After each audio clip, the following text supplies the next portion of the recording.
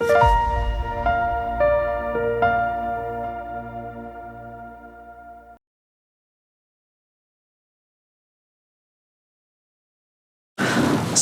warahmatullahi wabarakatuh. Waalaikumsalam.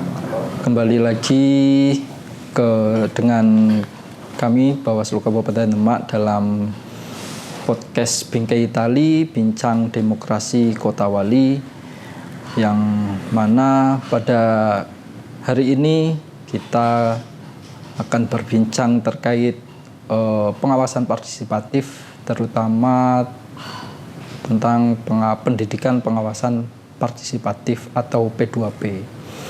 Perlu kita ketahui bahwa dalam Perbawaslu nomor 2 tahun 2023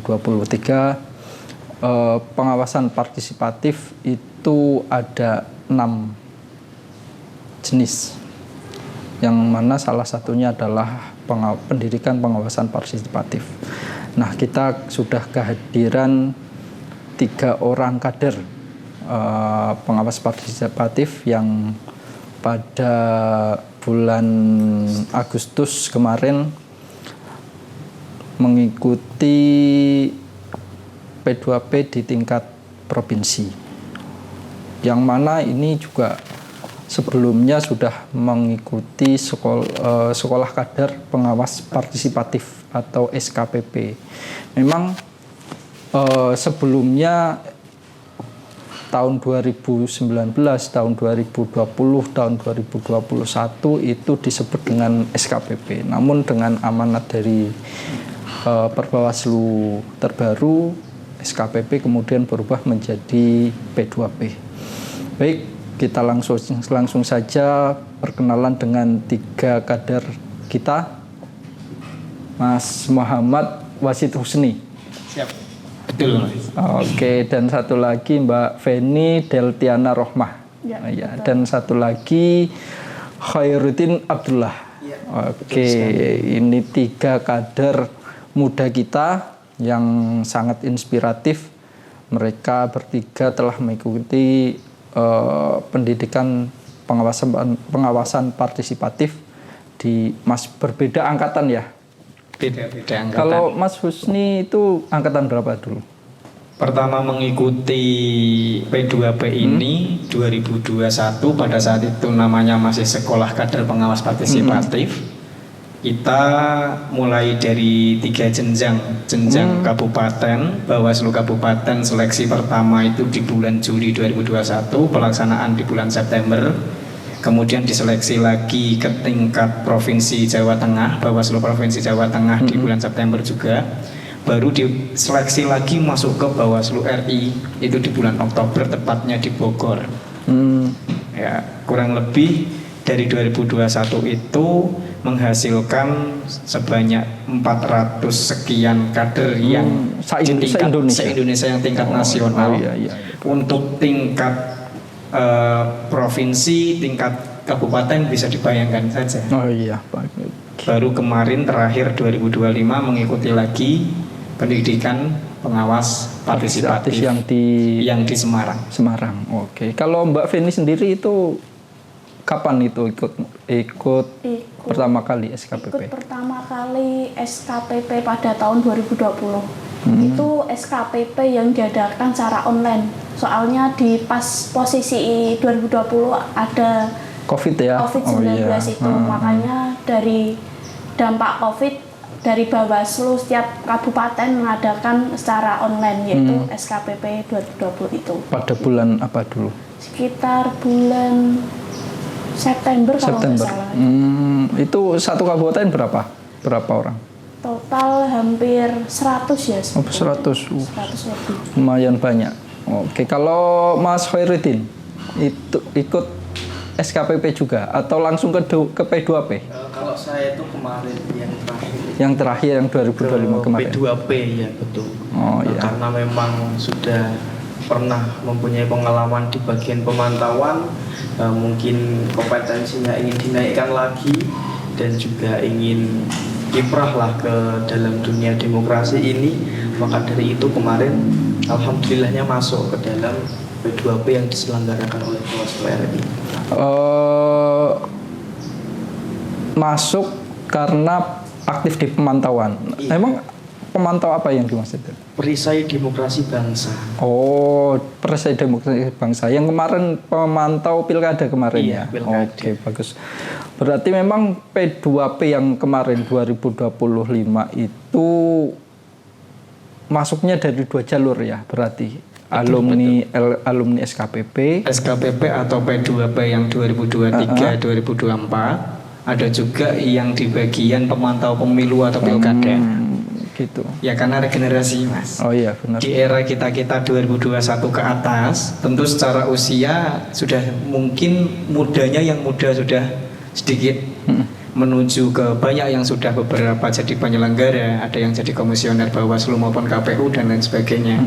Maka butuh regenerasi untuk meneruskan jenjang kiprah pengawas partisipatif di tingkat generasi yang akan datang. Oke, baik. Saya mau tanya nih, pada waktu ikut SKPP, kan yang ikut SKPP kan Mas Husni sama Mbak Feni ya. SKPP itu seperti apa? Dari Mbak Feni dulu yang pertama tahun 2020 itu dari daring itu apa aja yang disampaikan waktu SKPP itu? Terkait pada tahun 2020 itu SKPP-nya kan secara online gitu. Pembahasannya ya terkait seputar kayak hasil pemantauan menjelang pemantauan seperti apa dan tahapannya pasti kan ada setiap proses-prosesnya itu dijelaskan terkait alur-alurnya, terus hukum-hukumnya apa aja, kita mempelajari hukum juga terkait itu, dan juga berapa persen terkait antara terkait laki-laki dan perempuan itu kan pastinya ada beberapa kuota itu, pastinya di kuota 30% untuk kuota perempuan di tahapan pemilu itu juga dijelasin juga gitu, partisipasi terkait perempuan itu juga dijelasin. Dan itu kan SKPP online itu tahun 2020 itu kan sekitar bulan September ya. Dan Demak itu ada pilkada setelahnya ya. Iya, pas Covid juga Desember kan. Memang kan undang-undang pilkada itu yang terakhir ya itu kan sempat diundur dan kemudian ada undang-undang baru itu perubahan dari UU Pilkada bahwa diamanatkan maksimal Desember 2020. Berarti langsung ikut menjadi pengawas partisipatif pada waktu pilkada itu. Iya, sebelumnya itu langsung adanya ikut kayak kegiatan partisipatif di desa-desa itu kayak ada PTPS juga, terus PPS itu juga ada, terus PPK itu juga ada, terus tiap peserta partisipatif SKPP rata-rata pada ikut kayak gitu, soalnya belum ada terbentuknya kayak setiap kabupaten ada. Alumni itu belum ada ya. Ya, terus dari itu kita dari alumni SKPP dari tahun 19 kan ada, terus 2020 ada, 2021 ada. Terus terbentuknya adanya yang namanya fondasi itu. Ya, berarti kalau fondasi itu udah gabungan alumni 2019, 20 dan 2021. Nah, mungkin saya lanjutkan saja. Oh ya, yang langsung pengalaman 2021 itu gimana? Kebetulan mendapatkan anugerah ya. Bisa dikatakan demikian karena kita 2 tahun sempat vakum sebagai aktivis mahasiswa 2019-20 online. New normalnya di 2021 kita diberikan kesempatan untuk ikut kegiatan meskipun dengan batasan harus masker, jaga jarak dan lain sebagainya. Maka antusias aktivis mahasiswa pada saat itu sangat luar biasa. Di Kabupaten Demak tersendiri itu secara pendaftar lebih daripada 100, kemudian diseleksi hanya 25 yang diberangkatkan. Kita dengan Kabupaten Magelang sama Kabupaten Wonosobo tepatnya di Hotel Atria yang ada di Kota Magelang. Kita di sana dengan sekitar 75 peserta diberikan kesempatan untuk adu argumentasi dengan kemudian tata kelola dasar karena masih tingkatannya SKPP tingkat dasar 2021 itu bulan September awal. Kita dikasih sebatas uji clue saja, kira-kira sebatas sejauh mana pemahaman kita. Terseleksi lagi dari 30 sekian titik yang ada di Jawa Tengah dikumpulkan hanya sekitar 200 sekian orang, 250 kalau nggak salah, mungkin nanti bisa dikoreksi kalau salah ya. Yang dikumpulkan Bawaslu Jawa Tengah, tepatnya di Hotel Gria Persada yang ada di Bandungan. Itu masih di bulan yang sama, September, bulan akhir. Dari Kabupaten Demak, dari awalnya 25 peserta hanya 5 orang yang masuk di sana. Salah satunya dari saya pribadi, Mbak April, Mas Rizik, dan kawan-kawan, ada Mbak Nikmah. Nah itu kita dikumpulin di Bandungan. Dari sekian ratus yang ada di Jawa Tengah itu hanya 12 yang terpilih di bulan Oktober ke Bogor. Tepatnya itu di salah satu yang ada di puncak. Kita 7 hari di sana, kemudian dikasih PR karena tingkatannya sudah tingkat lanjut. Ketika di dasar materi pemahaman dasar, kemudian di tingkat menengah itu kita dikasih yang praktikum. Kebetulan ada di salah satu profil saya di IG itu masih ada tersimpan rapi mulai dari output dan outcome-nya dari tingkat dasar kemudian tingkat menengah. Kita disuruh membuat semacam video edukasi. Kebetulan di tingkat menengah itu netralitas ASN, kita dikasih satu tema itu, kemudian suruh nyari narasumber sendiri. Kita keliling di area Bandungan itu, dapatlah salah satu dosen PNS yang ada di UNES. Maka di Bogor tingkatannya kan lebih lanjut, bukan hanya teori lagi. Kita dikasih PR, pulang nanti teman-teman punya teman yang banyak alumni 2019 dan 2020 yang belum sempat terakomodir karena online. Kita pulang, saya kumpulin di Demak itu kurang lebih yang terdata pada saat itu 2021 itu udah ada sekian 124 alumni SKPP dari 2019-2020. Kita kumpulin sekitar ada 60 orang, maka disepakatilah pada saat itu di tempat yang sama di kantor Bawaslu dengan Mas Komisioner yang lama. Dengan nama Fondasi Forum Kajian Demokrasi Kabupaten Demak. Nah, kemudian 2022 adalah forum alumni SKPP dikumpulin di Solo yang awalnya banyak Mas dari setiap kabupaten karena kita yang 12 berangkat itu termasuk ada rotasi Batang, kemudian ada yang di Brebes, masing-masing kabupaten punya nama masing-masing.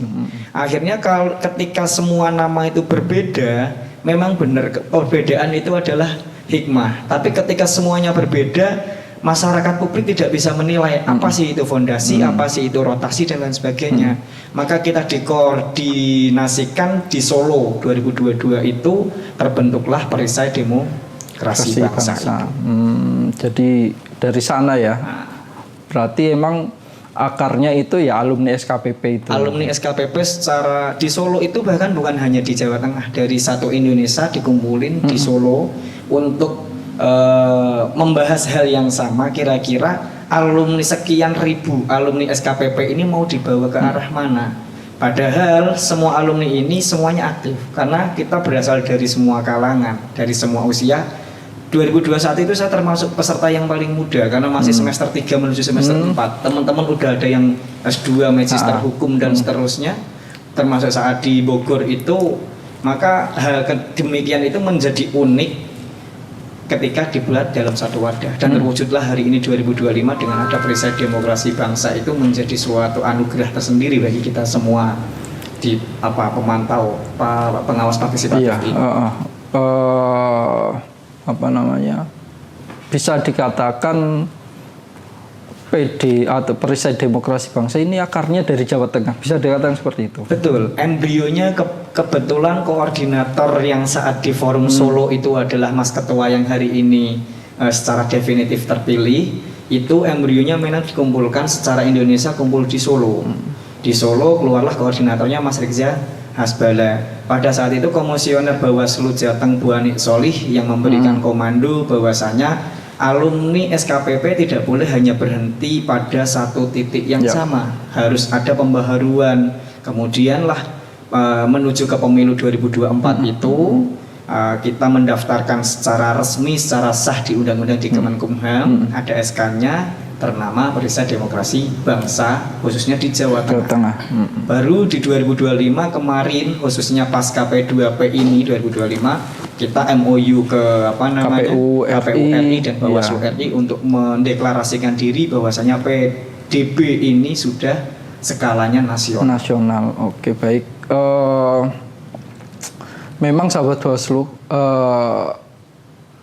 P2P itu memang ada tingkatannya ya, ada tingkatan kabupaten, kemudian ada ketika di kabupaten itu yang dipelajari itu apa saja. Di tingkat provinsi juga sudah diatur di Perbawaslu 2 itu yang dipelajari apa. Kalau di tingkat nasional itu memang sudah tahapannya itu udah harus menggerakkan masyarakat ya. Betul. Harus menggerakkan masyarakat. Tadi dasar-dasar, tapi kalau sudah di tingkat nasional itu sudah harus memang menggerakkan masyarakat untuk bisa melakukan pengawasan partisipatif, bukan hanya dirinya sendiri, tapi mengajak masyarakat untuk ikut serta dalam pengawasan partisipatif seperti itu ya. Nah, saya ke Mas Khairuddin. Ya, baik. Ini kan masuk tahun 2025 ya di P2P itu dari unsur pemantau. Nah, menjadi ketua di PDP Kabupaten Demak. Iya, betul. Oke. Dulu ketika menjadi pemantau itu bagaimana? Pemantau pilkada ya? Pilkada. Oke, itu gimana ceritanya? Pemantauan itu dilakukan itu apa saja? Oke. Untuk pertama memang saya kan masih awam awalnya, masih awam, terus juga mengikuti kegiatan-kegiatan yang ada di kampus kok ternyata kok bersinggungan dengan kegiatan-kegiatan yang ada di lingkungan kita sekitar. Maka dari itu mulai tertariklah mengikuti pemantauan tersebut, dan alhamdulillah mungkin salah satunya juga dari Mas Fazid sendiri yang merekomendasikan saya untuk mengikuti Perisai Demokrasi Bangsa ini, karena setelah kamu lulus kuliah nanti, notabene saya kan orang Demak tapi yang sering ditudus ya, mungkin dicarikan pengalaman, dicarikan relasi yang ada di Kabupaten Demak. Dari titik itulah saya mengikuti Perisai Demokrasi Bangsa. Setelah itu pasca mungkin 1-2 bulan kemudian akan dilaksanakan pilkada, pemilihan gubernur dan bupati pada waktu itu, terus diberikan mandat, diberikan SK untuk membuat sebuah struktural perisai demokrasi Kabupaten Demak, dan alhamdulillah sudah di SK-kan Kemenkumham, dan pasca itu diberikan arahan langsung kepada Mas Wazid dan juga Gus Rizza pada waktu itu untuk mendaftarkan diri sebagai pemantau pemilu pada saat itu. Alhamdulillah, karena memang per hari itu saya masih masih kurang pengalaman dan lain sebagainya, akhirnya saya cuma mendaftarkan diri ke KPU, karena memang yang membuka itu kan KPU pada waktu itu. Alhamdulillah diterima, bahwasanya pada waktu itu banyak sekali pemantau pemilu yang mendaftarkan diri, akan tetapi yang diterima itu cuma dua pemantau pemilu saja, dan alhamdulillah dari PDP juga diterima. Terus untuk ke lapangannya, pada waktu itu kalau di Kabupaten Demak sendiri banyak yang tidak tahu, karena masyarakat sekitar itu kan taunya kalau nggak KPPS, pengawas, dan juga saksi partai. Nah, jadi pas saya dan teman-teman, karena waktu itu kan pembagian ya, pembagian ada yang di kabupaten sini, di desanya masing-masing.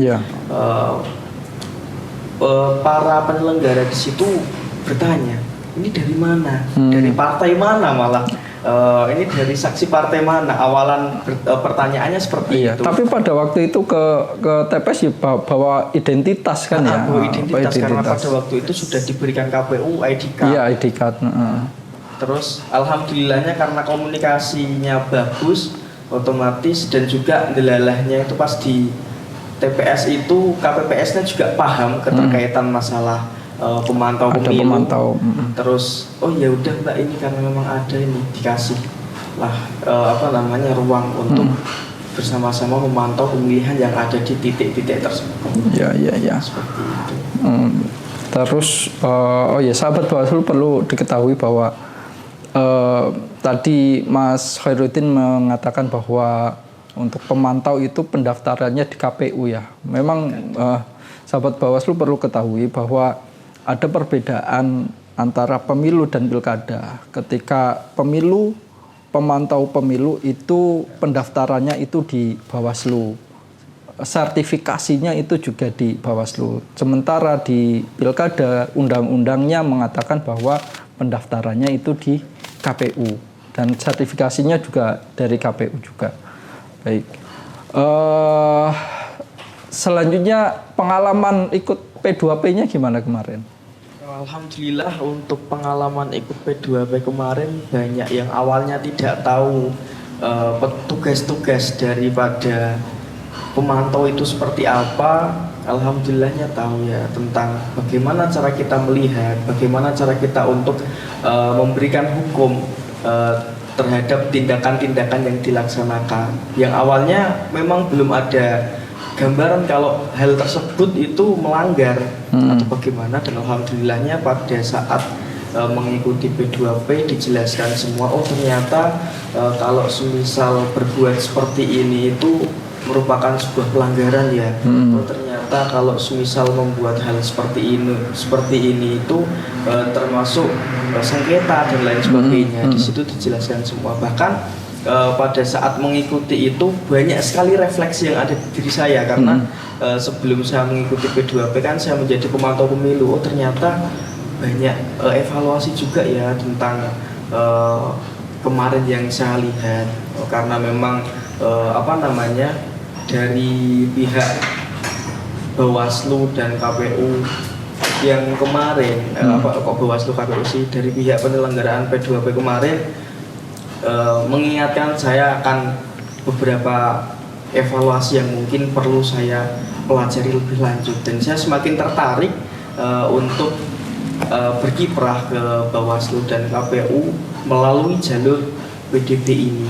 Dan pasca daripada kegiatan tersebut dari Bawaslu atau dari panitia penyelenggara itu memberikan sebuah rencana tindak lanjut. Nah, jadi karena memang tarafnya itu nasional, tapi karena memang pelaksanaannya itu di Jawa Tengah, pada waktu itu dari KPU memberikan tugas, tapi tugasnya itu tidak seperti tahun-tahun lalu, katanya seperti itu. Tidak disuruh buat video-video lagi. Kalau sekarang tugasnya itu langsung praktek, seperti halnya membuat Laskar Jaga Hak Pilih itu tadi. Laskar Jaga Hak Pilih terus direspon langsung oleh PDB pusat, terus dibuatkanlah forumnya, dibuatkanlah skemanya bagaimana, terus disosialisasikan kepada ketua perisai demokrasi bangsa yang ada di kabupaten kota masing-masing. Oke, baik. Tadi Mas Hoiruddin dari pemantau, kemudian ikut P2P, kemudian perisai demokrasi bangsa tingkat kabupaten. Nah, ini Mbak Feni nih, yang sepertinya kiprahnya itu sudah tingkat nasional nih sekarang nih ya. Nah ini gimana Mas Mbak Feni? Kemarin mengikuti P2P di tingkat provinsi ya di Semarang, kemudian sepertinya ada deklarasi di Laskar Jaga Hak Pilih. Nah itu apa itu maksudnya? Kemarin pas waktu P2P di bulan Agustus kemarin, itu sempat ada beberapa kita membentuk sebuah forum terkait pembentukan PDB setiap kabupaten kota masing-masing. Di seluruh Jawa Tengah maupun di luar Jawa Tengah pun juga ada. Kayak ada seperti di Sumatera ada, di Kalimantan, Sulawesi, terus ada di NTT juga. Itu semua rencananya di setiap Bawaslu kabupaten masing-masing akan terbentuknya seperti P2P. Dan juga alhamdulillah saat ini ada 45 kabupaten kota yang sudah didirikannya PDP. Gitu. Dan sekarang Mbak Feni itu sudah menjadi pengurus nasional ya, yang tadinya pengurus provinsi atau gimana? Sebelumnya ya sama, kayak ada sebelumnya pengurus fondasi, terus pengurus PDB Provinsi Jawa Tengah, terus ditingkatkan lagi di pengurus nasional gitu. Oke. Nah, ini siapa nih yang tahu nih terkait tadi deklarasi Laskar Jaga Hak Pilih. Nah, itu apa saja yang dilakukan? Ya, apa yang dilakukan Laskar Jaga Hak Pilih, kemudian mekanisme kerjanya itu seperti apa, alur kerjanya itu seperti apa? Mungkin siapa? Mbak Mas Khairuddin. Saya terlebih dahulu ya. Mungkin dari hikmah daripada dibentuknya Laskar Jaga Hak Pilih itu tadi dari PDB merespon bahwasanya per hari ini yang diperlukan itu apa? Nah, salah satunya karena memang banyak sekali hal-hal yang mungkin bisa dijadikan sengketa ataupun namanya sudah tercantum tapi kok belum ada. Nah, maka dari itu dari Perisai Demokrasi Bangsa Nasional membuat yang namanya posko pengaduan. Apabila terdapat kesalahan atau kehilafan mungkin kan yang namanya data se-Indonesia kan tidak bisa dipungkiri ada yang masuk di kota mana padahal orang mana dan lain sebagainya. Maka dari itu dari Perisai Demokrasi Bangsa membentuk posko aduan tersebut. Nah, caranya bagaimana? Bagaimana sih caranya untuk bisa melaporkan ke Perisai Demokrasi Bangsa? Dari Perisai Demokrasi di IG-nya, IG PDB Nasional itu sudah ada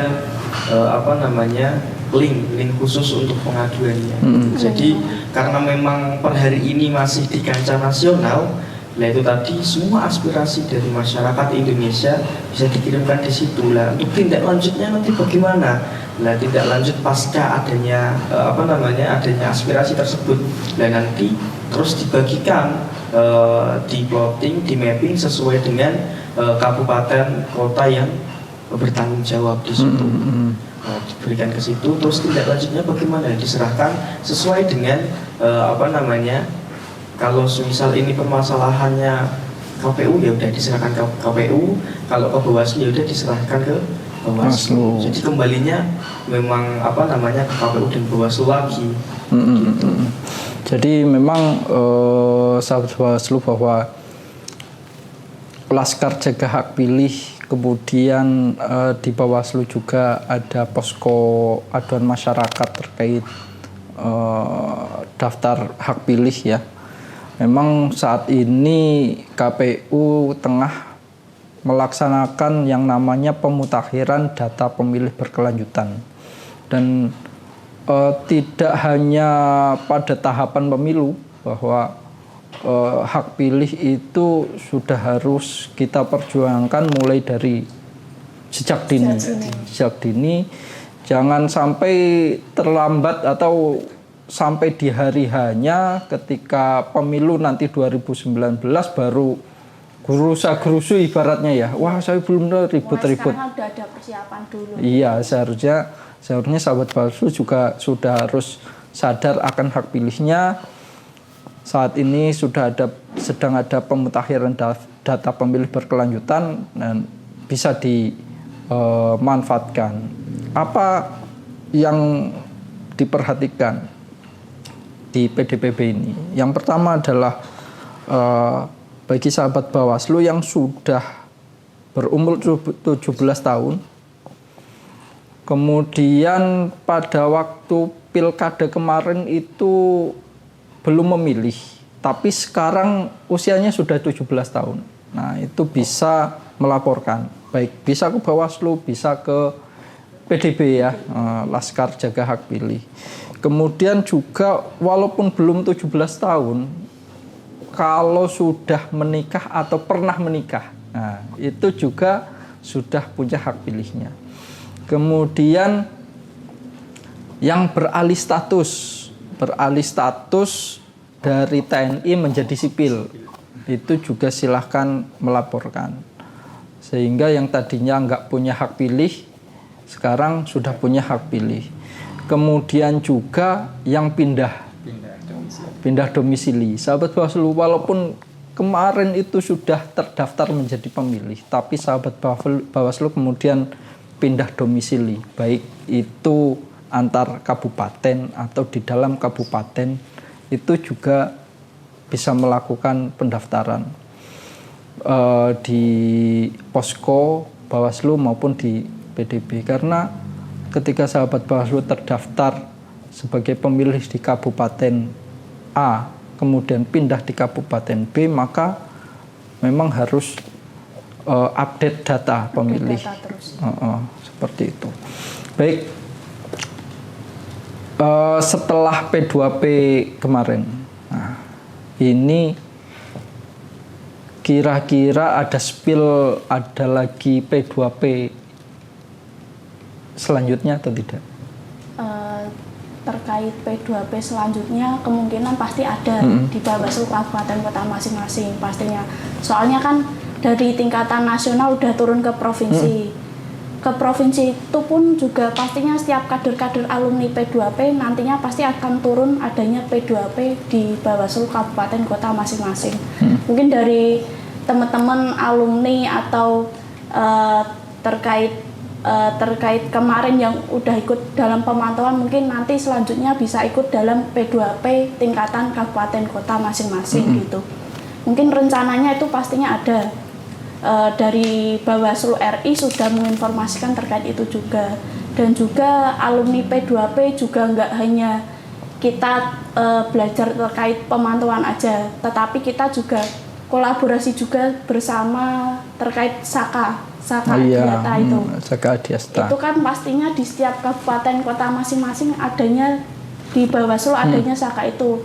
Dari alumni P2P di kabupaten masing-masing, baik itu secara kita bergantian nanti bisa membranding terkait sosialisasi terkait pemantauan, terus terkait dampak-dampaknya seperti apa, mungkin nanti bisa kita sharing juga ke Saka Adiata itu.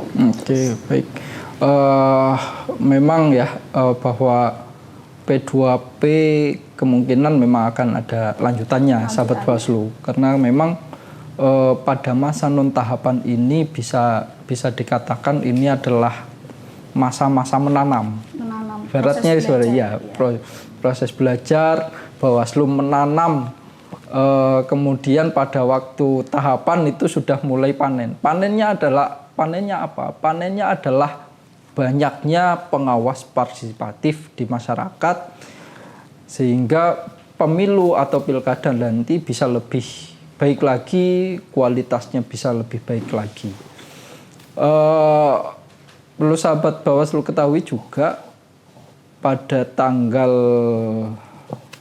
12-13 Oktober ini itu dilangsungkan rapat koordinasi persiapan P2P tingkat provinsi. Mungkin nanti akan ada informasi lebih jelasnya, itu nanti akan bagaimana selanjutnya untuk P2P. Baik, saya minta ini sudah di penghujung ya, di penghujung obrolan kita, saya minta pendapat masing-masing nih. Dari Mas Husni sendiri itu terkait bagaimana masyarakat itu harus aktif dalam pengawasan pemilu. Pentingnya apa? Urgensinya apa? Baik, terima kasih waktunya. Tentu berdasarkan dari pengalaman saya pribadi maupun secara data realnya di lapangan bagaimana, kebetulan juga di pilkada kemarin saya pribadi malah masuknya di penyelenggara. Saya di PPK Kecamatan Sayung, kebetulan juga di bagian partisipasi masyarakat. Jadi saya merasakan betul bagaimana tingkat kompetisi di tingkatan atas itu sudah memanas, sudah bagaimana caranya kita bisa mengonsolidasi dan lain sebagainya. Ternyata di lapisan masyarakat yang paling bawah itu masih acuh tak acuh, mau tak mau, hanya sebatas mau memilih atau tidak ada tanggung jawab sama sekali di diri mereka masing-masing. Maka pendidikan seperti ini akan menjadi penting tatkala kader kita itu berada di titik lapisan masyarakat manapun, apalagi yang di kawasan 3T. Kebetulan saya dari Kecamatan Sayung, rumah saya di pelosok pinggir daripada laut. Nah, ini ada yang menarik, termasuk yang kemarin diucapkan oleh salah satu komisioner daripada Bawaslu Provinsi Jawa Tengah, Mas Rafiuddin, itu bahwasanya penguatan jaringan dan pemberdayaan komunitas itu merupakan kunci untuk memastikan keberlanjutan gerakan sosial berbasis masyarakat. Fokusnya adalah membangun ekosistem kolaboratif yang inklusif, adaptif, dan responsif terhadap kebutuhan lokal. Singkatnya adalah, kalau dari bahasa saya sendiri, karena saya itu seorang santri yang kebetulan terjun di ranah pengawasan dan lain sebagainya, salah satu yang saya kutip, yang sering saya kutip dan saya bicarakan di ranah forum Waqadimul Akhos Soli Waqadiman Masyita Finfisoli itu adalah, kita ini menjadi pribadi harusnya yang pertama kali harus kita prioritaskan adalah masyarakat terdekat kita dulu, baru nanti merambah ke masyarakat yang terjauh kita. Maksudnya adalah, saya berasal dari pelosok negeri, tetangga-tetangga saya yang masih apatis terhadap politik, kemudian masih menganggap bahwasanya suaranya tidak berguna, kemudian yang masih acuh tak acuh ketika ada pelanggaran, itu perlu kita edukasi bersama bahwasanya satu suaranya itu menentukan masa depan negara, khususnya demokrasi bangsa. Maka pendidikan seperti ini saya berharap kepada Bawaslu ataupun KPU ataupun penyelenggara nanti ke depannya, pendidikan partisipasi politik seperti ini akan menjadi penting tatkala generasi bangsa ini mulai dibentuk sedari dini. Untuk kedepannya tidak ada yang tahu, mungkin seperti saya yang memilih ke penyelenggara ataupun masih yang teman-teman masih nyaman di partisipasi, atau bahkan memilih untuk mengawasi dari tingkat titik terjauhnya, atau bahkan ada yang sebagai peserta itu tersendiri. Minimal kerangka kepedulian terhadap politik dan demokrasi bangsa sudah tertanam sejak awal di benak dan pikiran masing-masing. Oke, baik. Berarti Mas Husni ini menyoroti kualitas lah, bisa dikatakan pemilu atau pilkada jangan sampai hanya sekedar seremonial, kampanye coblos, tapi kualitas itu harus benar-benar menjadi kunci lah ya untuk menciptakan demokrasi yang berkualitas. Kalau Mbak Feni sendiri, urgensi masyarakat untuk kemudian harus berpartisipasi itu apa? Mungkin urgensinya apalagi terkait kuota perempuan ya, sangat diminimkan, apalagi 30% itu pastinya mungkin ada keresahan juga bagi kaum-kaum perempuan juga, tetapi dalam hal sisi itu mungkin teman-teman maupun yang bagi perempuan juga jangan berkecil hati terkait itu, karena juga proses tidak hanya 30% saja, tetapi proses bisa lebih dari itu. Maka dari itu teman-teman perempuan, bahkan partisipatif perempuan harus disemangatkan lagi, selalu berproses dimanapun kalian berada, nggak hanya di kabupaten kota saja, bisa di tingkatan provinsi, bahkan sampai ke tingkatan nasional. Bahkan setiap itu membutuhkan setiap tahap-tahap kita harus ada proses belajarnya juga. Mungkin itu sih. Oke, baik Mbak Feni ini menyoroti partisipasi perempuan ya. Memang sahabat Bawaslu ketahui bahwa dari tingkat partisipasi kemarin pada pilkada maupun pemilu itu perempuan paling banyak yang memilih daripada laki-laki. Walaupun dari jumlah pemilih memang lebih banyak laki-laki, itu selisihnya sedikit, cuma berapa persen. Tapi partisipasi perempuan itu paling banyak. Maka para kaum hawa, silahkan kalian itu salah satu kunci penting dalam mensukseskan pemilu, menentukan kualitas demokrasi Indonesia. Kalau Mas Khairuddin sendiri gimana? Urgensi pengawasan partisipatif, kemudian Mas Khairuddin juga berpengalaman menjadi pemantau, kemudian sekarang menjadi alumni P2P juga. Urgensi dari sudut pandang Mas Khairuddin itu seperti apa? Mungkin lebih ke memberikan edukasi kepada masyarakat ya. Karena memang saya ini terlahir dari desa yang mana mayoritas perantauan. Terus mereka juga merasa mungkin ada beberapa yang acuh tak acuh terhadap pemilihan tersebut.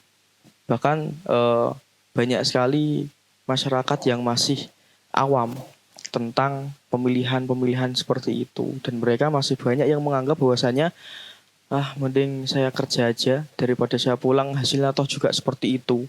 Ya, Itu kan yang perlu kita edukasi bahwasanya kalau tidak sampean semuanya siapa lagi yang merubah, yang memilih pemimpin-pemimpin yang baik. Kalau semisal sampean tahu pemimpin yang baik yang mana, ya udah kita sama-sama untuk memilih dan menjadikan beliau untuk menjadi sosok pemimpin yang bisa mengayomi masyarakat yang ada di sini. Kalau semisal masih ada mindset seperti itu, mau sampai kapan? Dan mau sampai kapan demokrasi yang ada di negeri ini masih dipandang sebelah mata oleh masyarakat seperti itu. Jadi selain daripada itu mungkin dari pihak penyelenggara ataupun dari peserta ya mungkin bisa memperhatikan bahwasanya masyarakat kita itu posisinya seperti ini. Bagaimana cara mereka untuk membuat sebuah hal agar masyarakat itu tidak seperti itu lagi, entah dengan cara pemberdayaan sehingga mereka dapat percaya, oh ini loh saya diberikan kepercayaan penuh untuk memilih karenanya itu apa. Silahkan mungkin untuk para pemimpin bisa membuat sebuah gebrakan kepada masyarakat. Oke, baik. Memang tanggung jawab pendidikan politik itu adalah tanggung jawab bersama. Bukan hanya tanggung jawab penyelenggara, tapi peserta pemilu, peserta pilkada itu juga punya tanggung jawab untuk memberikan pendidikan politik yang baik. Mungkin seperti itu. Baik, sahabat Bawaslu, ini memang P2P atau yang dulu disebut SKPP itu tidak berhenti sekedar hanya di ruang-ruang seminar, tapi kemudian alumni ini bergerak, berkumpul, kemudian bergerak secara nyata, berwujud kemudian berubah. Alumni SKPP berubah menjadi, kalau di Demak ada berubah menjadi fondasi, kemudian berubah lagi secara lebih terstruktur, itu perisai demokrasi bangsa. Ini menunjukkan bahwa pola kaderisasi pengawas partisipatif yang dilakukan oleh Bawaslu itu bentuknya nyata, bukan tadi seperti saya nyatakan tidak berhenti di ruang-ruang seminar, tapi langsung terjun ke masyarakat. Mas Khairuddin yang menjadi ketua PDP Kabupaten Demak, kemudian Mbak Feni pengurus PDP Provinsi, kemudian sekarang menjadi pengurus PDP Nasional, kemudian Mas Husni yang dulu ketua fondasi ya, fondasi, kemudian juga yang merintis PDP di Jawa Tengah, yang memang bisa dikatakan PDP ini akarnya, embrionya di Jawa Tengah, seperti itu. Dan sahabat Bawaslu dimanapun berada, bahwa P2P itu tidak berhenti di tahun 2025. Akan ada lagi P2P yang lain, kemudian kaderisasi itu akan terus berjalan. Sahabat Bawaslu yang mungkin nantinya berminat untuk ikut P2P, tunggu saja tanggal mainnya. Seperti itu. Dan ilmunya banyak sekali yang bisa diambil ya. Pastinya. Kan berdampak ke depannya soalnya itu nanti. Ya, inilah wajah-wajah calon pemimpin kita ke depan, insya Allah ya. Demikian sahabat Bawaslu, episode podcast Bingkai Tali hari ini. Mungkin banyak hal yang bisa diambil pelajarannya, banyak hal tadi disampaikan, pentingnya bagaimana menjadi pengawas partisipatif, pentingnya ikut mengawasi pemilu dan pilkada. Sahabat Bawaslu, demikian. Jika kami dalam ngobrol ini ada kesalahan ngomong dan sebagainya, kami mohon maaf.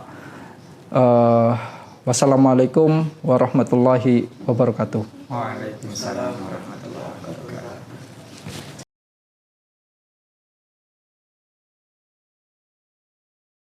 kasih.